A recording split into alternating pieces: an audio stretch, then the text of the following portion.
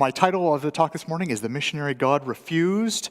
But before we get into that, I'm going to ask you to join me in prayer this morning. Dear Jesus, we thank you for Sabbath. We thank you for the chance to come together, the chance to spend time in thoughts about you and what you have done in our lives. We ask that you would bless each one who is here and bless each one who is watching online or those that could watch later. We ask you to touch their hearts, touch their lives, help them to know that you are in control and watching over things. Thank you for your love and care and blessings for each one of us. We pray this in Jesus' name. Amen.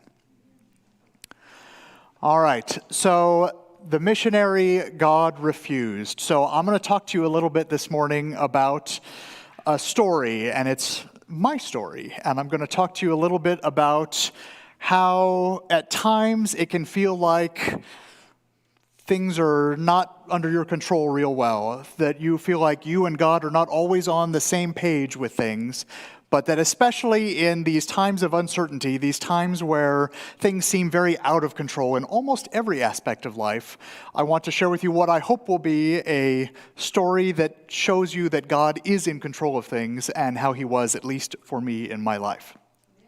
So I'm going to talk this through, but to start my story, not starting with the missionary level, but starting a lot further back, if you jump back with me 30 to 40 years, somewhere in that range, the beginnings parts of the story that you need to understand are that I grew up in a Coast Guard family. My dad was in the Coast Guard for the majority of his career. And one of the key things that meant was we moved a lot. If any of you have been in the military or know those in the military moves you around. And it may not be even as much today as it used to be. When I was a kid and we moved every 2 to 4 years. We probably averaged about 3 years per place that we lived. And it was a lot of going around. So despite the fact that I was born on the opposite coast of this country, when my dad was stationed in North Carolina with the Coast Guard, on his transfer orders, he requested to go to the Northwest. And to the Coast Guard, that meant, if you asked for the Northwest, that meant going to Kodiak, Alaska. That was as far north and west as they could pretty much send you. The top picture that you see on the screen there is a picture from Kodiak, Alaska, from the Coast Guard there. There is a lot of air and sea rescue. It's one of the largest, if not the largest, Coast Guard bases that exist because there are so many people, fishermen and other things out in the water, and it's such cold water that people don't survive long when they get in. So it's a huge search and rescue kind of a base. There's ships there, but it's a lot of aircraft, a lot of helicopters, a lot of planes going out and trying to save and rescue people. The reason that it matters at all is at the beginning of my story and moving across the country, living in Kodiak, when we lived up there, were some of the first things that I can really remember solidly as a kid. So I can remember the fourplex that we lived in and our apartment in there. I can remember kind of its layout. I can remember going down to the basement in there where the laundry was and playing with the neighbor kid who lived in the building. Out in the middle of all these housing units, there was a big area playground, gravel covered, but it had swing sets and different things. Some of the first things that I can really remember about early parts of my life. After we'd been there for a couple of years, pretty young kid for me, we moved down to the Seattle area. And as we moved into the Seattle area, I have more things that jog into my memory. Started school and went through the first several years of schooling there up at Kirkland, at the SDA school up there.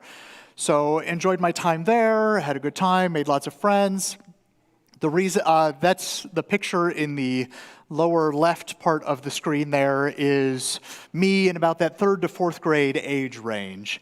And it was at that age that for the first time in my life, I start to remember that my parents were involved in church activities. That's not to say they weren't before, they were ever since I was a baby.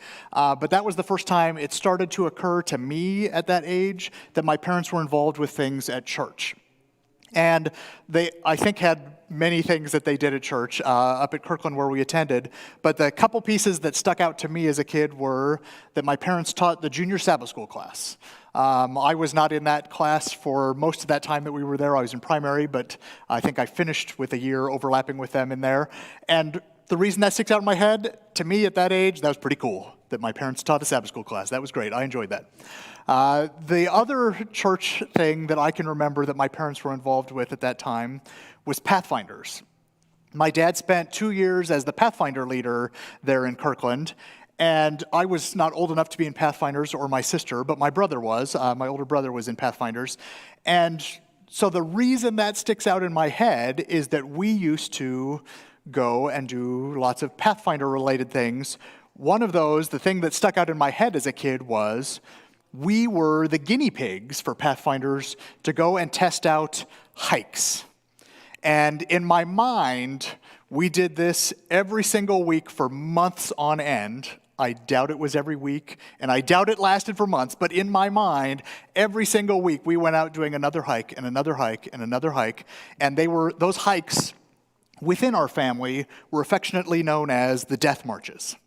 Because as we would go, the first week we went, again, keep in mind, me, my younger sister, younger than Pathfinders, we went out that first week and we do a hike. It was a good hike. We went out the next time and did a hike, a little harder. Next week, a little harder. Next week, harder, harder, harder. Every week seemed to get to be a worse and worse hike. And it was just like it never ended. We just kept going and looking for more and looking for more. So that is what sticks out in my head from my parents' church activities when we lived up there in the Seattle area. Jumping forward another couple years, we moved again, and we moved back to Alaska. This time when we moved to Alaska, we moved to Sitka, Alaska, which is a very nice place. Enjoyed it there very much. This is where I started to pay and notice even more my family's involvement with church things. We attended the church there in Sitka. The church was probably 30 to 40 people in attendance. We went to the school there, which was in the basement of the church. And as we were there and going to the church there, this is where, again, with my parents' involvement with church, I started to notice more. And I would say at that 5th, 6th grade age range where I started to maybe listen to my parents more and pay more attention to the things they were saying. So if you look at the picture on the screen on the bottom right now, the young man in the navy blue suit in the front is me. That's in that 5th, 6th grade kind of age range. At that age, we were there, and the thing that really stood out in my mind for my parents' activities there was my dad was one of the elders at the church, and one of those things that I picked up listening to my parents talk at home was I learned that 30-plus years ago, the Sitka church did not operate on a budget. They got offering money for the local church, they had bills they would pay, and when those things did not coincide very well, if they had an insurance bill or something that was more, since they didn't operate on a budget, the pastor would go out and the pastor would paint a house in the community for someone, and he would take the money he got paid for that and give it to the church to pay the bill. It's doable, it worked, it's not very sustainable. And so the thing that sticks out in my mind from that was that my dad, in working with the church board there, helped put them on a budget for the first time when we were there. And that was the first time in my life thinking about church-related things that I felt like, well, now I understand why God brought us here. That I felt like, oh, God took us here so my dad could help the church with doing things like that. And it just stuck out to me in my head, even at that age. I can see why God brought us here. And with every subsequent move that we made after that, that was something that I was looking for. I was kind of interested in, I wonder why God brought us here, or I wonder what God wanted us to do here. And it was just something I was always then looking for as we did those moves, just trying to look for what will God use my parents for, or whomever, as part of this move going to this location. So that's some key backstory, just so you understand kind of where I'm coming from as I get to the rest of my story here, just to know that's kind of the way I was looking at things.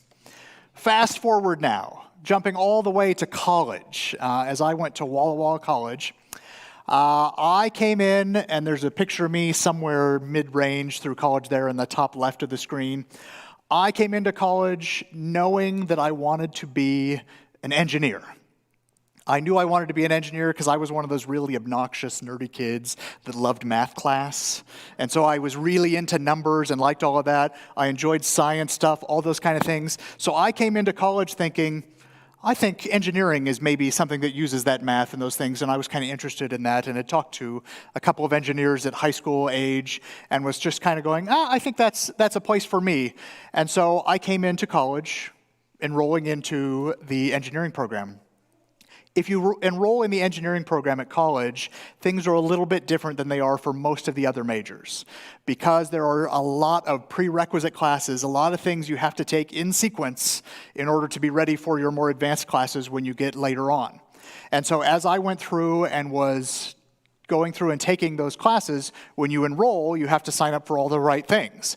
So as a freshman, you're getting there and you have to sign up and take a year of chemistry, and you sign up and take a year of calculus, and you have a year of introduction to engineering and a couple other different things. And then you've got some other more general studies things. You're taking college writing and you're taking a Bible class and some different things. But you have a lot of specific things, so many specific things, in fact, that you take less of some of the other classes that everybody else takes.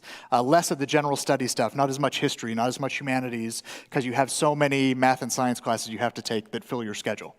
So a consequence of that is, as you get enrolled in all of these same classes, all of these engineers that all are enrolling are all in the same classes as you. Almost all of those prerequisite classes, we were all in together. So the entire class of freshman engineers that comes into college, we're all in a chemistry class, and there were several sessions of chemistry, but we're all in one of those. We were all in the same calculus class. We were all in the same introduction to engineering class.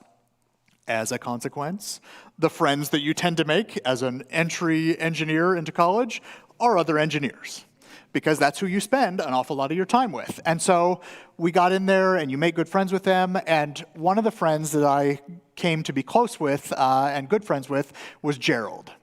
Gerald and I hadn't known each other. He had gone to high school in California. I had been in Montana, had never met before, but we came together and had those same classes and got along really well. And so that first quarter, you're kind of taking those classes, getting to know everybody. By the second quarter, third quarter, we were pretty good friends.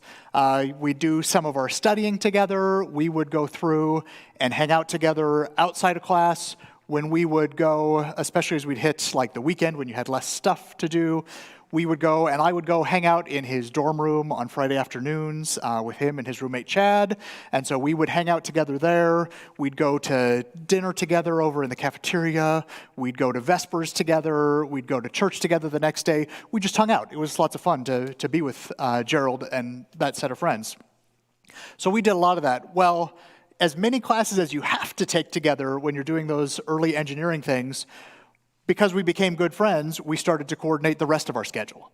So we'd get there and we'd go, well, which session of chemistry are you in? I'll be in that same one. Or which Bible class are you taking? I'll take that one too. Or which lab, you want to be lab partners in chemistry? Let's do that. So we started to coordinate our schedule so that we had almost all those things in common. You got the same set of homework, the same schedule to work with, all that kind of stuff. Good friends, had a good time. Jumping into the second year of college, second verse, same as the first. A lot of prerequisite classes. So this second year, you're taking physics, you're taking more calculus, you're taking engineering mechanics, where you're getting into a little bit more depth in some of these things.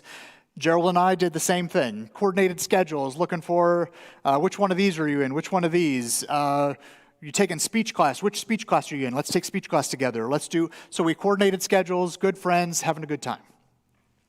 Somewhere partway into that second year of college, Gerald and I'm guessing it was probably after a Vespers program on Friday night. It was likely something, I would guess, oriented toward student missions and things like that. Gerald and I got to talking and said, wouldn't it be fun to go and be student missionaries together? Let's go. It'd be a chance to go see some other part of the world. It'd be a chance to do something for God, take a year, do that kind of thing. It just seemed like maybe that would be a good thing. And if we were doing it together, we'd have a good friend there to go through it with us. So we talked about, let's go do something for student missions next year. So we went over to the student missions office and we looked through their call book. So they have a book that has all the different student missionary opportunities that they put out from all around the world that you could look at and sign up for the next year. Well, at that point of the year, they just had the existing years where people were right then. So Gerald and I went and we looked through that book of the different places that you could go, just trying to get ideas for the following year. As we looked at that, we both, even in digging through all those different opportunities, we both kind of landed on the same mission opportunity.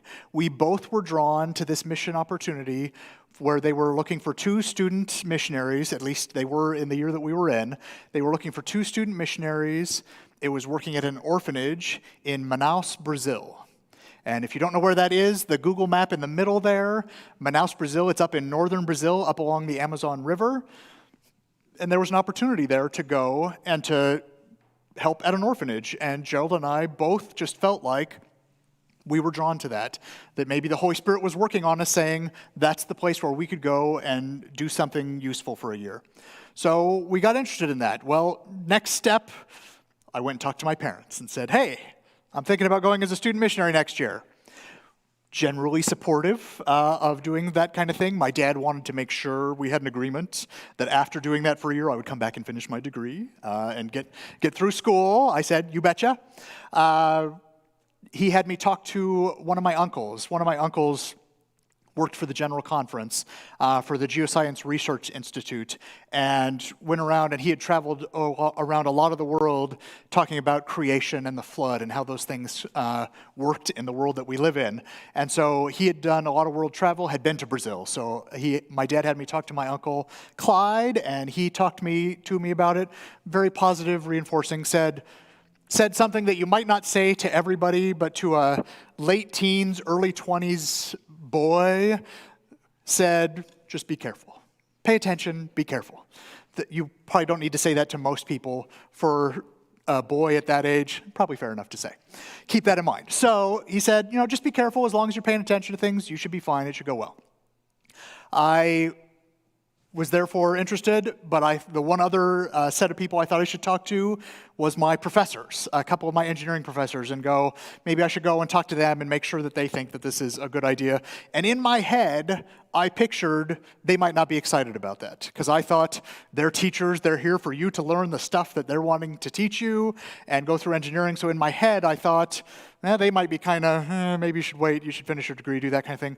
Could not have been more wrong. 180 degrees from that. They said, that'd be awesome. That would be a great experience for you. You will slip right back into your college life when you come back after a year. Go and do it. So I checked all those boxes. So Gerald and I went and we enrolled in the process. Lots of paperwork to do. So we signed up for that. We started attending some lectures, some seminars from people on the student missions program and what it was like and what to expect. We took personality tests. We started enrolling in the process to get our passports. All these kind of things that are all things to get that process up and moving. So we are planning, we're ready, we've got an idea, we know where things are going. So we get to end of winter, beginning of spring, somewhere in that range, and they came out with the call book for the next year. So the student missions office called and said, hey, the book's out, you want to come and see? So Gerald and I hustled over there because we knew what we wanted. We knew we wanted to go to Manaus, Brazil, to the orphanage. So we went over there, we looked through the book, we found Brazil, we found Manaus, we found the orphanage, we found 2 student missionaries, but that's not what it said. In the call book, it said 2 female student missionaries.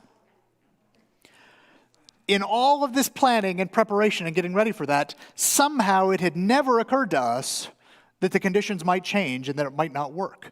Everything seemed lined up and ready, and we were geared to go, and it seemed like everything was working in that direction. And it said 2 female student missionaries. We were pretty disappointed. We talked to the student missions worker there about could they help us understand why that would have been different? Had they done this before? And as far as they were aware, they hadn't specified before for who they would get. They could tell we were disappointed. They did a little bit of digging for us, and the story that they ultimately came back with was that the student missionaries they'd had that year, the year we were in, they'd had a male and a female student missionary, and they had dated, and things had not gone well. And the people supervising the student missionaries thought, let's not go through that again. And so they said, we'll just have either 2 females or 2 males come. And they just picked 2 females for that upcoming year. Had they picked 2 males, we'd have been set. We were going to go, Gerald and I, and do that. They picked 2 females. It was no longer an option. That was in my I'm organized, I know what life is going to bring, I know what I'm doing, that was hard for me. That took me a big step back trying to figure out why. I didn't understand. I had a couple conversations with God trying to figure out why. We were willing, we were offering to spend a year to go and be missionaries and help. Why take that away? Why not accept our service? Why did God refuse our offer to go as missionaries? It was really hard to understand. Over the next few weeks, kind of tried to pull back together from that. Gerald and I went back to the student missions office. We looked through the book again to see, would something else jump out at us? We talked about there's an opportunity in Japan and a couple other places that maybe nothing seemed quite right. Nothing really drew us. And so a few weeks more go by, and Gerald and I dropped out of the program. We said, we'll just go on with school and do our thing. That didn't seem to work out. Didn't understand, but that's the way that worked. We moved on. Finished that year of college, getting into the third year of college. Things get a lot more specific in the engineering program now. You start to break out into your different types of engineering. And so the electrical engineers all go off and have classes here, and the mechanical engineers and the civil engineers. I was with the civil engineers. We were the smallest of those three groups. So some of the students there I knew from my past couple years there. Some others were new coming into that class. Some had transferred in from other schools, did the first couple of prerequisite years somewhere else, and then came to Walla Walla to do those last couple years. A few of the students were coming back from their own, taking a year off to be student missionaries, and so they were coming back into our class after having taken that year off. So we had a good class. We moved through, made good friends, and taken a lot more specific things as we go through that. As we started to close in on the end of that third year of school, as we got there, I started to think, I need to figure out what I'm doing with this engineering degree. There's a lot of different places you can go, a lot of different places you can work, a lot of different things to get involved in, and I knew I wanted to be an engineer. I enjoyed my classes, but I didn't know exactly what I wanted to do. And so I figured maybe in that summer between my junior year and senior year there, I should do some kind of an engineering internship. I should go out and work somewhere and get a sense of what is this kind of engineering? Would I like that? Would I not? Those kind of things. As I was trying to figure that out, I thought, well, if I can find something paid, that'd be awesome, and have a job. If I can't, then I would go back and live with my parents who were in the Chicago area at the time, go live with them, and then I could go and maybe volunteer at a couple of different engineering firms, at least get some exposure to maybe what I wanted to do more specifically. So as I went and was looking at that, one of my friends, one of those people who had been in the class ahead of mine, took a year off as a student missionary and now was in my class, was Mary Lou, Nika and Laura's daughter. And so she was in my class there. And as I was trying to figure out what to do that summer, she suggested and said, well, she had done an internship with the state. And that she had worked for the Department of Transportation, and she knew that that same office was hiring again. And so if I was interested, maybe I should apply and come over and do that. Sounded like something. It was in state. It would be paid. I thought, why not? So I submitted an application. I drove over here to Olympia. First time I had ever come to Olympia, Washington. I drove over to Olympia to have an interview. Coming into that, I would say I was reasonably typical for somebody coming into an interview.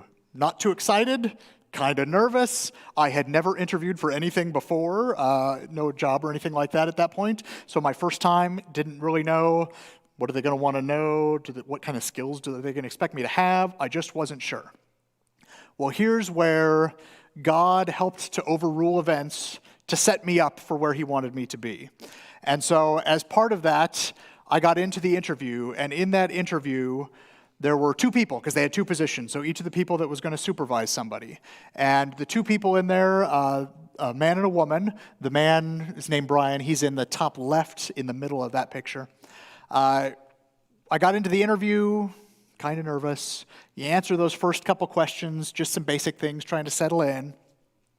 Couple questions in, Brian, the one in the picture there, kind of pauses or asks a question in a different direction. He said, well, I happen to notice that on your resume, you have some work history in Montana.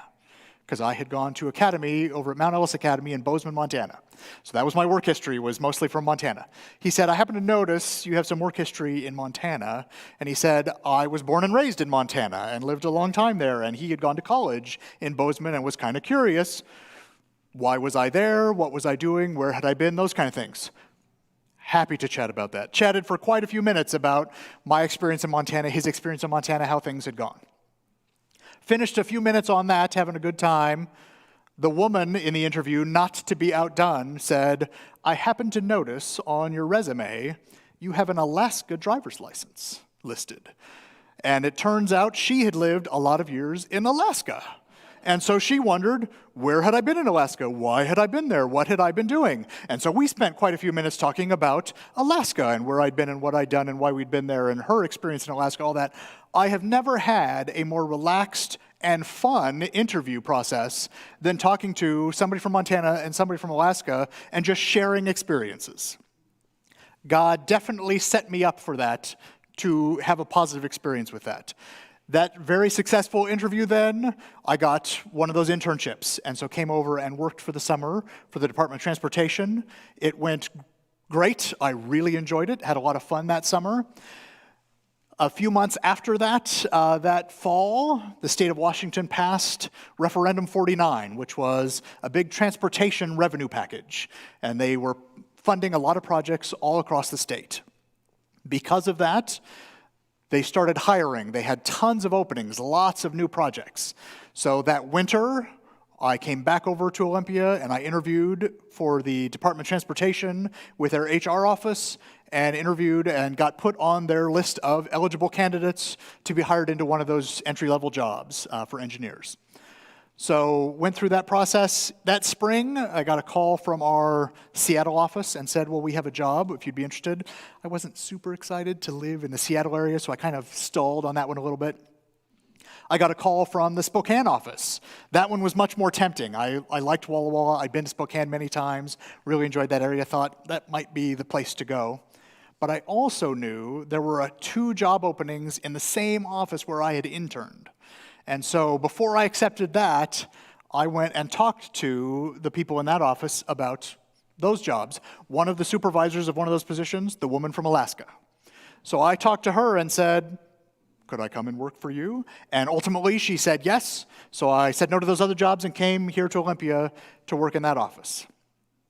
A couple months later, in the state, we passed Initiative 695, which was the first time we rolled back your car tabs to $30. Most of the money that got taken away in that rollback went to the Department of Transportation.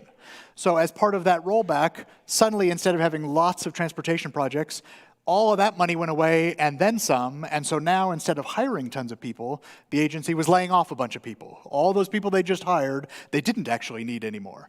And so lots of people lost their jobs out of that process, and I was sitting there in my job in Olympia, right down there at the bottom of my seniority list, going, I wonder what I'm going to do now.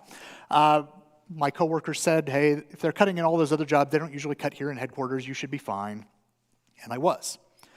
What didn't occur to me in that moment, but did a little while later, was the fact that had I gotten the job and taken the job either in Seattle or in Spokane, I almost assuredly would have lost that job a few months later.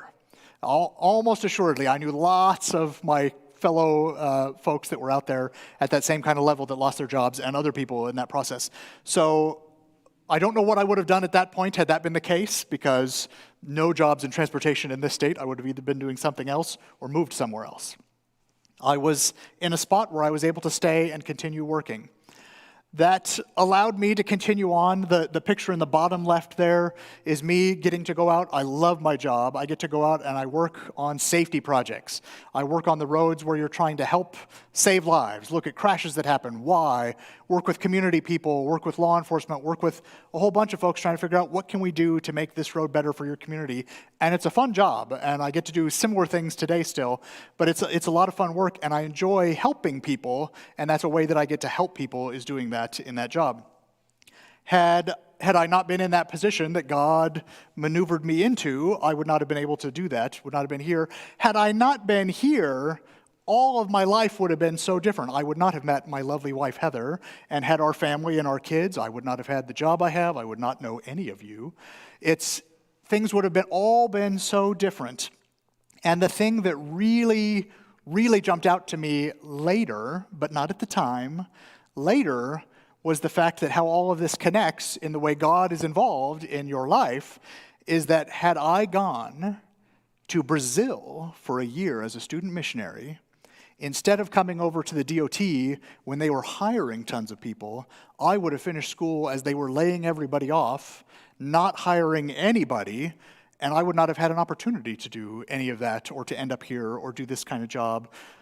My family, my church, any of that stuff, none of that would have been the same had I taken 1 year off to go and be a missionary. So despite the fact that I felt at the time like God was refusing to accept my missionary service, it turns out that God was merely redirecting me so that instead of giving him 1 year of service in Brazil, I could give him 20 plus years of service in Olympia, closer to home, in my own backyard. And it's something that made no sense to me at the time, how I ended up there, and yet in the years since, I've been able to look back and God has been able to show me, did you realize how directly he was involved in getting me to where I am today?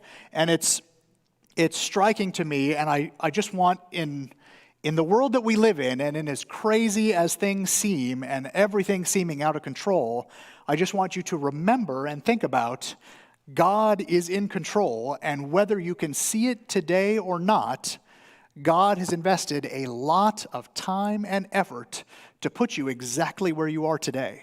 That he is leading you there, and that he has, when you see the big picture, the best plan in mind for you so that you will end up the happiest that you can be at the end of that story, even if you don't see it until you get there. So I just want to encourage you with that no matter how life is going, God is solidly in control and is leading and guiding in where you are. I would like to ask you to bow your heads and pray with me. Dear Jesus, it is such a privilege to have you as our God, to have you as our Father, to be part of your family. It is so humbling to think that with all the beings in the universe, you treat each one of us as if we were the only one that had your attention. We thank you so much for leading and guiding us, for taking us from whatever situation we're in and putting us into whatever situation is best for us, whether we understand it or not. We thank you for your help with that, your love for us with that. And I ask you to help everyone who is here today or who is listening to this, that you will help them to realize that and understand that and to see and recognize that at some point in their lives, how you have helped to guide them to where they are, to be able to serve you and to have their best life. Thank you so much for being with us on this Sabbath day. I pray in Jesus' name, amen. Happy Sabbath, everyone.